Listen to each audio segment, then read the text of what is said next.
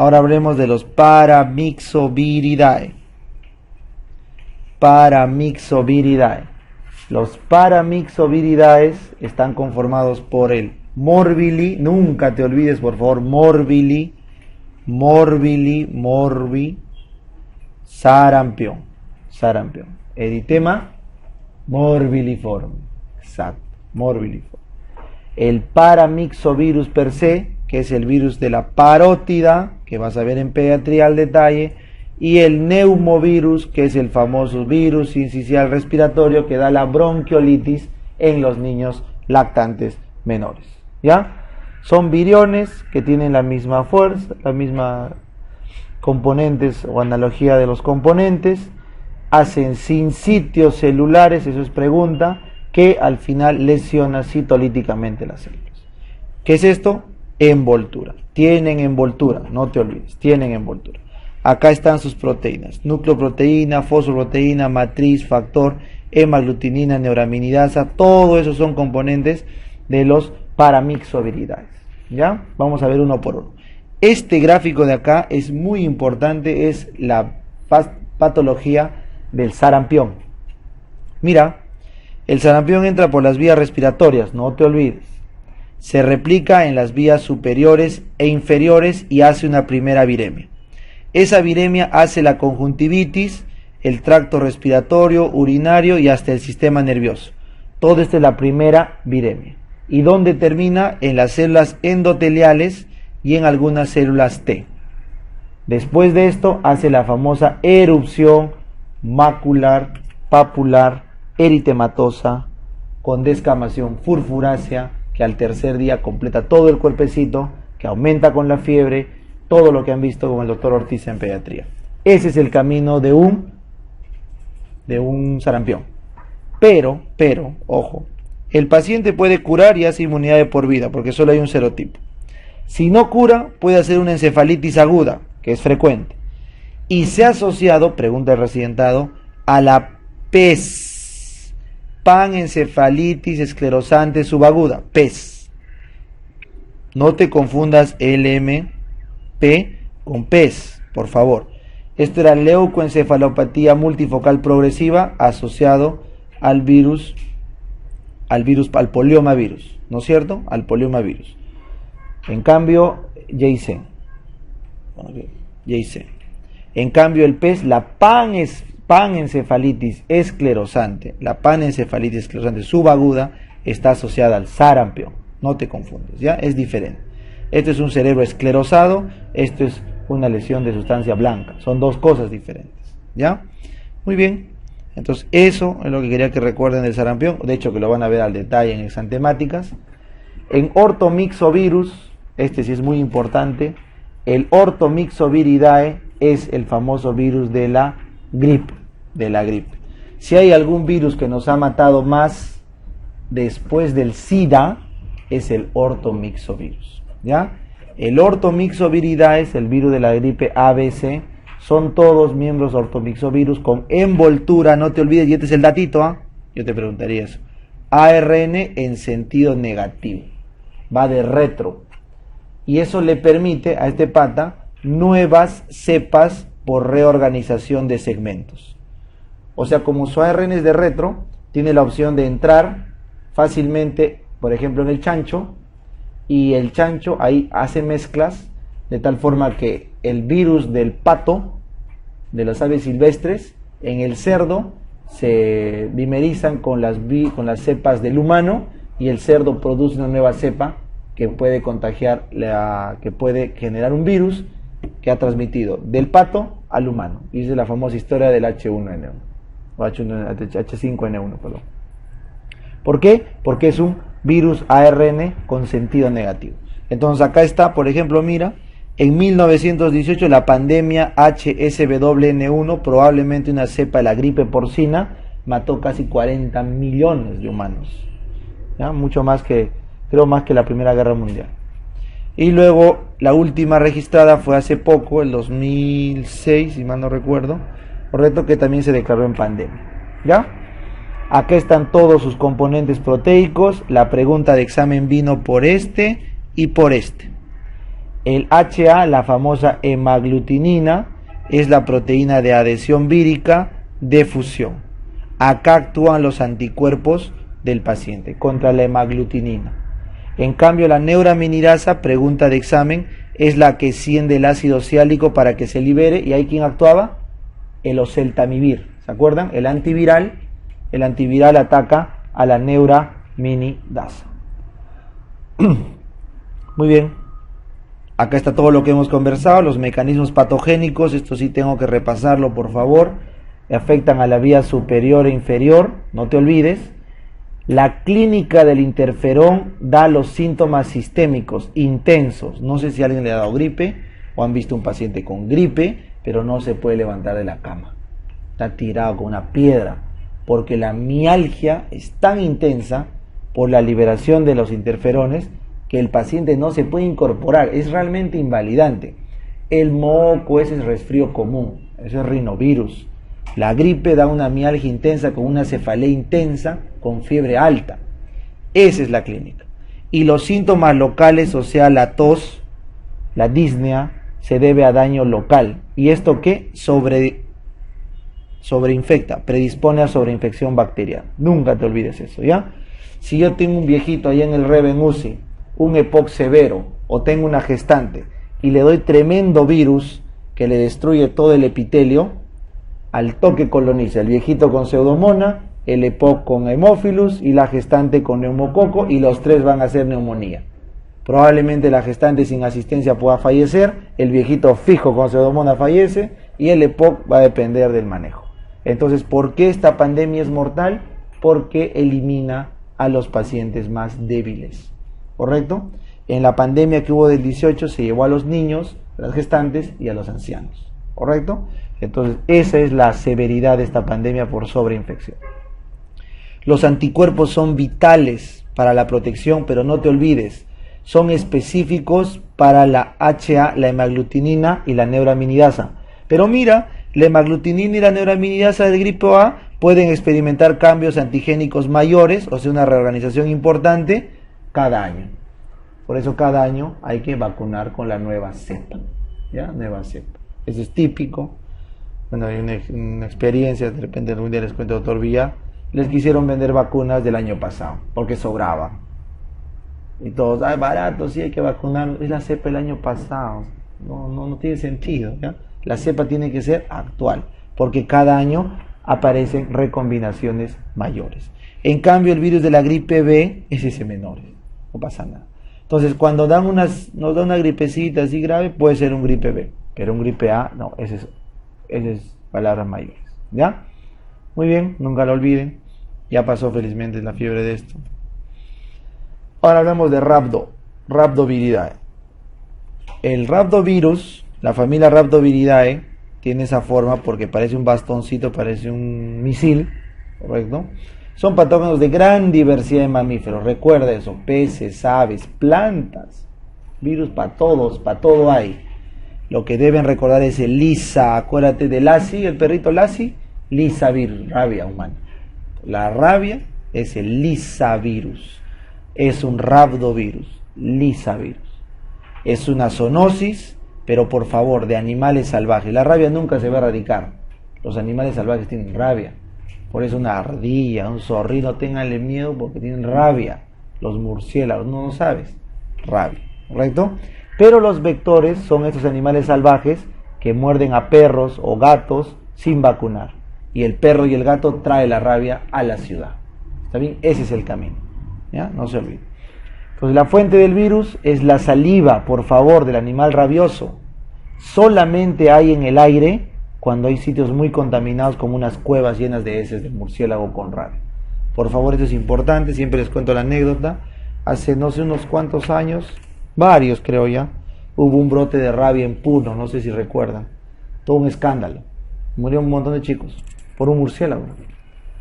Y resulta que llegaron 2 casos de rabia al Cusco, ¿ya? Y todos en la emergencia se empezaron a vacunar. Se acabaron la vacuna de la posta porque todos que tenían miedo de la rabia. Hasta que vino un infectólogo, no me acuerdo quién, y obviamente no les metió su porque era absurdo, o sea, hoy vienen 2 chicos, ni siquiera están en la fase rábica, y te vas a vacunar, que te ha mordido, le preguntas, ¿te ha mordido el paciente? No, todo. Entonces, nunca se olvide, la fuente es la saliva en abundancia, con herida del animal rabioso. Eso es importante. Y lo bueno del rhabdovirus es que es un virus recontramonce, lento, su virulencia es baja, puede demorar, miren ahí, acá dice bien claro, el periodo de incubación asintomático puede ir de un mes a un año de los sitios de mordedura, porque tiene que trepar todos los nervios, todo el nervio. Lo malo es que es 100% patógeno. Es lento, pero seguro. Una vez que llega al cerebro, fuiste. 100% letal, nada te va a salvar. Pero hasta que llegue, tienes para poner esto que te he puesto en rojita, ¿cierto? La vacuna de la rabia contiene virus muerto, por si acaso, para los que dudaban en la clave del examen. Nadie te va a poner un virus vivo atenuado de rabia. Y si no te defiendes, y si se activa, te mueres, ¿no? Entonces son virus muertos. Están inactivados y cultivados en células diploides humanas, ¿no es cierto? O de macaco, ¿correcto? Diploides humanas o de macaco. No de pollo, no de pájaro, no, de macaco y diploides humanos, ¿correcto? Pero habían unas antigüitas, la de Fermi, que se hacía en cerebros de otros animalitos, adultos o lactantes, que podía ser inclusive el pollo.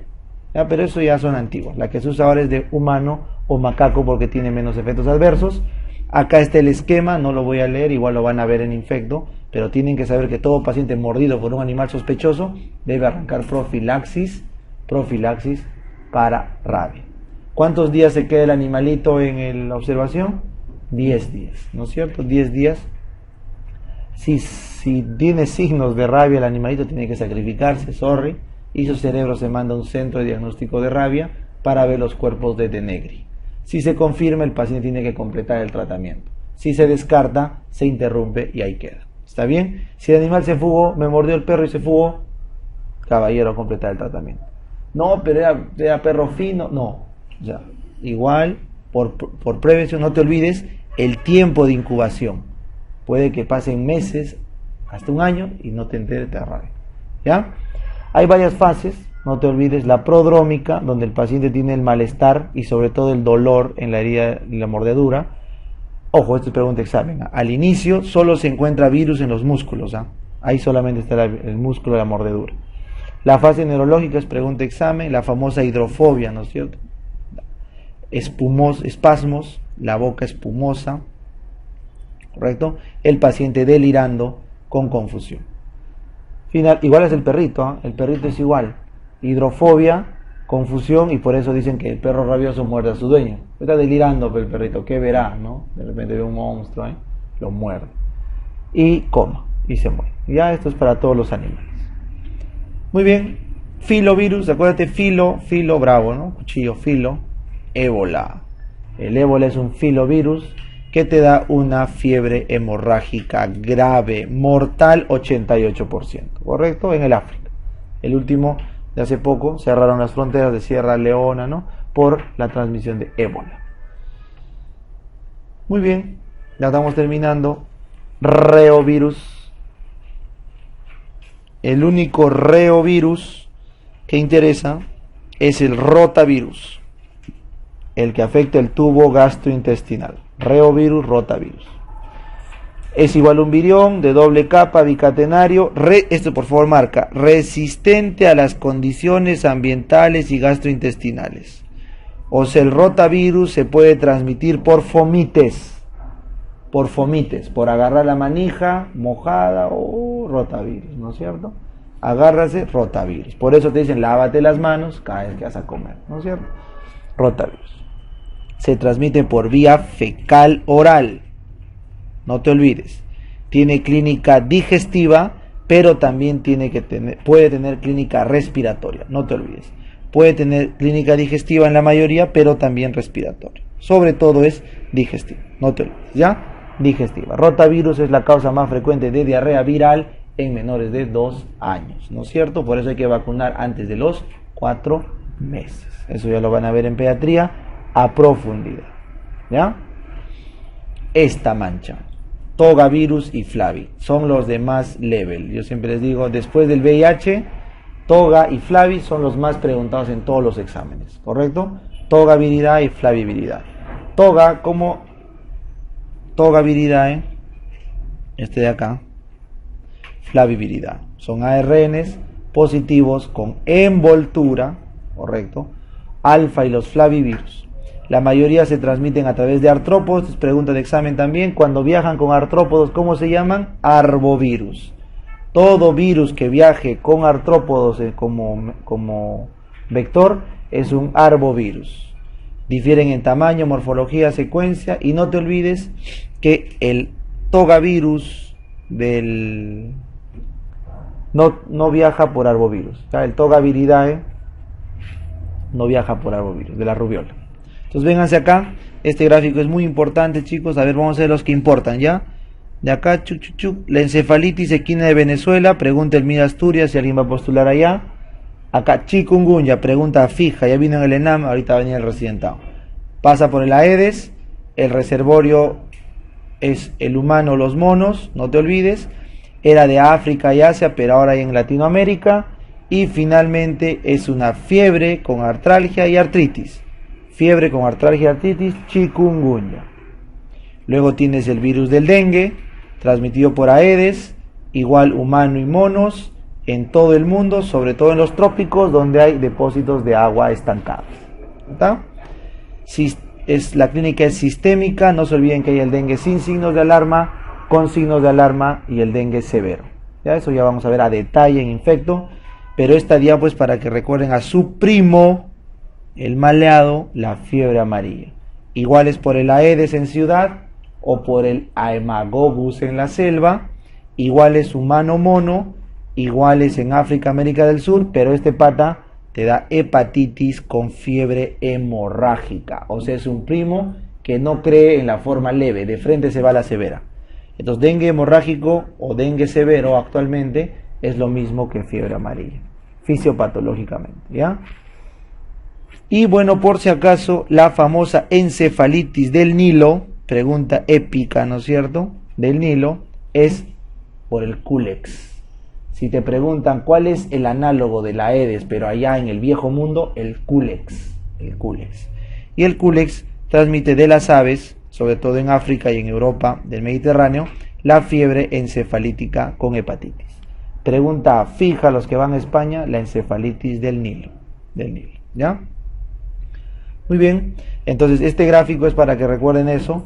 Todos los virus toga y flavi, que son primos, toga y flavi, son citolíticos, menos la rubiola, por eso es la más suave. Provocan una infección sistémica, todos son sistémicos. Bueno, dependen, inducen el interferón, por eso dan una clínica gripal interesante. Son arbovirus que viajan por vectores, salvo la rubiola y la hepatitis C. Estos no trabajan, la rubiola, no te olvides, es por contacto directo y la hepatitis C por contacto sexual. Y los flavivirus pueden infectar las células monocíticas, pero luego se van a otros tejidos, ¿ya? Acá está el gráfico, dengue gripal con shock. Lo que más da el dengue, el severo al menos, es el shock hemorrágico y el shock por hipovolemia. En cambio la fiebre amarilla, también gripal, pero este sí da bastante hemorragia con shock hemorrágico desde el inicio. El Nilo que te dije da encefalitis, igual que la de Venezuela, encefalitis, y con eso estamos check. Acá está el gráfico, miren, viene el mosco, te pica el prodromo virémico más o menos 2-3 días, se multiplica el virus en el res y en el endotelio. Por favor, te pregunta, el endotelio es el sitio más importante donde actúan los virus flavivirus. Hasta el 7º día, pregunta del ENAM, a partir del 7º día que empieza, los anticuerpos. Acá empieza el bloqueo con anticuerpos y el paciente recupera. Por eso, si no recupera, viene la segunda fase, ¿se acuerdan? La salvaje. ¿Por qué? Porque tus propios anticuerpos destruyen tu propio endotelio. No te olvides, el virus es monce. El virus entra, se replica y le haces anticuerpos. En 7 días lo limpias. Es el periodo de luna de miel que le llaman.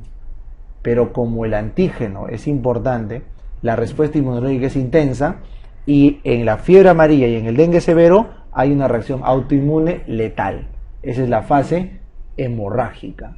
Se activa después de los 7 días la fase hemorrágica, fiebre hemorrágica, falla multiorgánica, puede haber hepatitis fulminante en la fiebre amarilla y encefalitis en el caso de la del Nilo y la de Venezuela. Encefalitis. No te olvides, ese curso es importante. Viremia, inicio, luego la fase de defensa inicial, luna de miel y la fase mortal. ¿Ya? Ese es.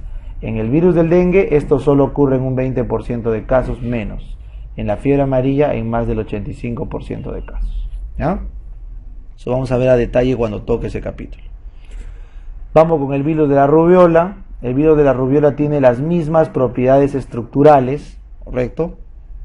Y modo de transreplicación que los restantes togavirus. Pero, a diferencia, es un virus respiratorio. Rubiola. Y esto es lo que me importa de rubiola. Por favor, no te olvides. La rubiola que te da catarata y defectos oculares. Catarata. El toxo que daba corioretinitis. No es lo mismo. La rubiola te da lesión cardíaca. ¿Alguien te daba lesión cardíaca? No. ¿Qué te da? PSA, persistencia del ductus arterioso.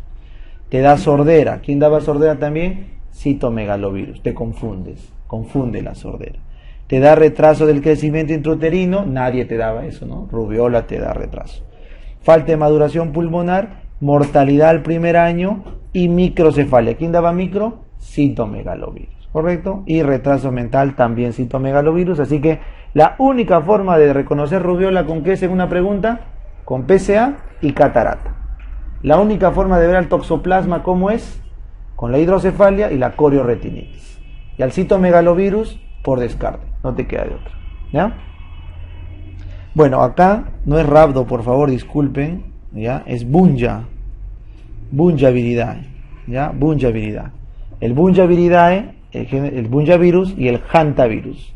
Son también fiebres hemorrágicas, pero típica de roedores. Acá en Perú no hay, salvo algunos casos de la selva virgen. Esto hay en Estados Unidos. ¿Ya? Ohio. Por esas zonas, ¿eh? Muy bien. Y con esto terminamos la clase de virus. Vamos a seguir todavía hasta las 11. Seguimos con retrovirus. Entonces, estos dos que siguen acá, retro y hepatitis, son los más importantes. Así que vamos a hacer un repaso rápido de los dos que sí o sí va a venir. Estos son los virus en grupo más importantes que les pueden preguntar de básicas. Los demás virus son importantes, pero les van a preguntar la clínica. Acá les van a preguntar la básica. Entonces empezamos. El retrovirus es un retroviridae, el VIH, del género lentivirus. Ese es importante. Lentivirus. Su célula diana, todos sabemos que es los linfocitos o las células que tengan el CD4. ¿Como cuáles? Como los macrófagos monocitos o la microglia. Entonces, todos los que tienen CD4, ¿quiénes son? Linfocito, monocito, microglia. ¿Correcto? Su replicación está a cargo del gen GAG, que produce la proteína P24, que es el diagnóstico etiológico cuando no se puede hacer ELISA. El gen POL, que produce las 3 enzimas. ¿Cuáles son las 3 enzimas del VIH? Importantes. Acá están la proteasa, la integrasa. Bueno, no está. Vamos a ponerlo acá. Sorry, chicos. Sé que está bien el grafiquito. Primero, la transcriptasa reversa. ¿Sí o no? ¿Ya? La transcriptasa reversa. La que cambia el ARN a ADN. Luego la integrasa, que integra el material al ADN. Y luego la proteasa, que ensambla la cápside. Las 3 enzimas del VIH son transcriptasa reversa, integrasa y proteasa. Y finalmente el gen ENF de envoltura, porque es el que codifica las glucoproteínas 120 y 141, 41, que son las más importantes para el ELISA y el Western blot. Cuando a un paciente se le pide ELISA VIH, se le pide contra todos los antígenos que el cuerpo produce, ELISA. Pero cuando le pedimos Western blot, básicamente el Western blot dosa el GP120 y GP41, los anticuerpos contra esos dos. Son específicos del VIH, ¿correcto? Gen EMP. En gen POL, las 3 enzimas, y el gen GAG es la cápside. El P24, como ves acá, es la cápside, la que envuelve a qué? Al ARN, ¿Ya? Muy bien, entonces acá estaban los genes, ya hemos conversado. 100% se transmite por transfusión sanguínea, 30% por parto, 0.3% en un accidente punzocortante de un paciente VIH probado que no está en targa. Completo tiene que ser la oración, ¿eh? Porque si te pinchas con un paciente que está en targa hace 10 años, que no tiene carga viral, no es 0.3. Es 0.3% en paciente con carga viral alta, sin targa. ¿Ya? Y lo mismo aplica al coito, 0.01 a 0.04 dependiendo la vía, es en un paciente con carga viral alta y sin targa. ¿Ya, chicos? Esa es la exposición para la mujer en un poquito menos es para el varón, en una sola relación sin protección con eyaculación. ¿Ya? El coito por vía contra natura sí tiene 10 veces más riesgo que eso. 10 veces más riesgo que eso. Y el sexo oral literalmente puede llegar a cero. Puede llegar a cero la transmisibilidad. Con carga viral alta y con sin carga. Es tan 0,000 que ya es despreciable. ¿Ya, chicos? En cambio, esto con qué aumenta, eso es importante. La transmisibilidad sexual se potencia hasta 5 veces cuando se asocia a herpes 2. Si hay VIH con herpes 2, sí se dispara la tasa de contagio. ¿Ya? Muy bien, entonces, la mayoría de veces cuando hay infección VIH, más que por una exposición, es por constantes exposiciones, sin protección. ¿Ya? Sin protección. Bueno, acá recuerden, miren, para que un VIH se pegue a un linfocito, primero requieres el CD4, ¿correcto? Que se une al GP120. El que estabiliza el GP120 es el GP41, lo estabiliza. Y al final, para la fusión, necesito al CCR5 y al CXCR4. ¿Ya? Entonces, acá está el dibujo, miren. Tienes el GP41 acá.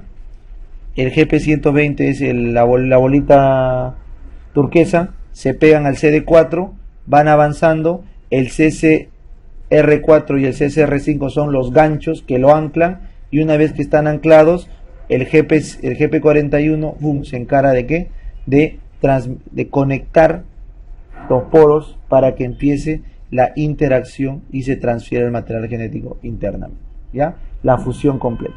Entonces, ¿quiénes interactúan en la fusión? GP41, GP120 y en la célula CD4, CCR5, CXCR4. Es importantísimo que recuerden esto.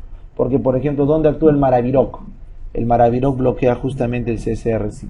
Es un inhibidor alostérico, el CCR5. Y eso van a ver en la clase de VIH. ¿Ya? Una vez que el virus ARN ha entrado, tiene que volverse en ADN, ¿no? Por la transcriptasa reversa. Se transforma en ADN y este ADN tiene que entrar al núcleo por la integrasa. Aquí sí está, ¿ves? Integrasa. Una vez que se integra al núcleo, este empieza a producir sus proteínas y para ensamblar las nuevas cápsides requieren a la proteasa. Las tres enzimas son transcriptasa, integrasa y proteasa. Y sale el virión maduro. ¿Ya?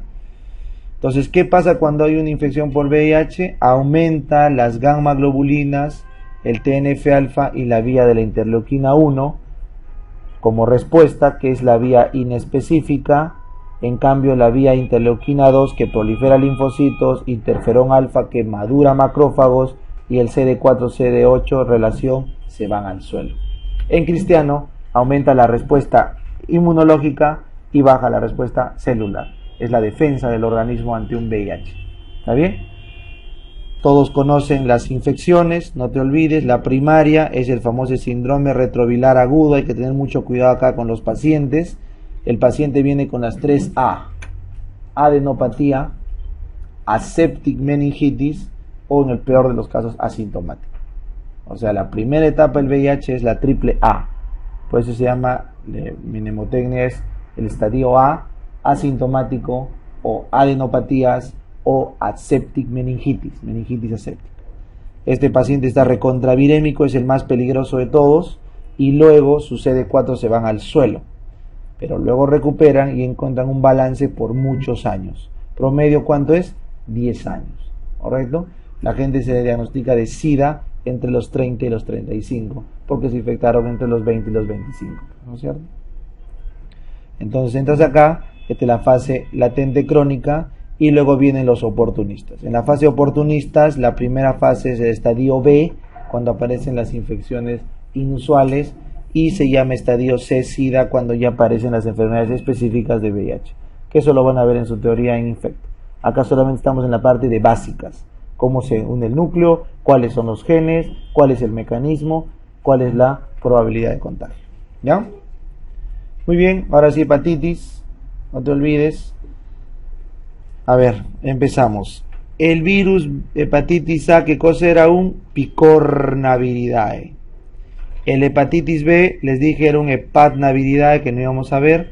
El C es un flaviviridae, el único que no es un arbovirus, junto con rubiola, ¿se acuerdan? El virus de la hepatitis D es un deltavirus.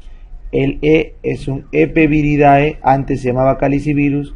Y el G, flaviviridae, primo de la C, que casi no lo estudiamos, ¿ya? Este es un artículo del cielo. No te olvides, los dos únicos que van por vía fecal oral son el A y el E. Pero ¿cuál es el único vía oral? Este de acá. Porque en el A se han encontrado otras vías, transfusión, contacto directo, hasta sexual. Pero en el E no hay estudios más que fecal oral. ¿Está bien? Porque es un calicivirus. Era un calicivirus. En cambio, el resto van por sangre, transfusiones, relaciones sexuales. Sangre, transfusiones, relaciones sexuales. Y no te olvides acá, el deltavirus parenteral, sexual perinatal, pero requiere que esté coinfectado por hepatitis B, ¿no? Eso sí han visto en gastro. Muy bien. ¿Qué más podemos conversar acá? Incubación, bueno, esto creo que no nos interesa ahorita. Duración de enfermedad tampoco. Complicaciones sí. La hepatitis A es autolimitada siempre, aunque muy raro hace una hepatitis fulminante. La hepatitis B, en cambio, sí es la que hace cirrosis y carcinoma hepatocelular. Cirrosis y carcinoma hepatocelular, no te olvides, por frecuencia, hepatitis B le gana al C, pero el que más cáncer hace es la hepatitis C, ¿ya? Acá están las prevalencias, no se olviden, la E es de gestantes y los únicos con vacunas son el A, el B, ¿ya?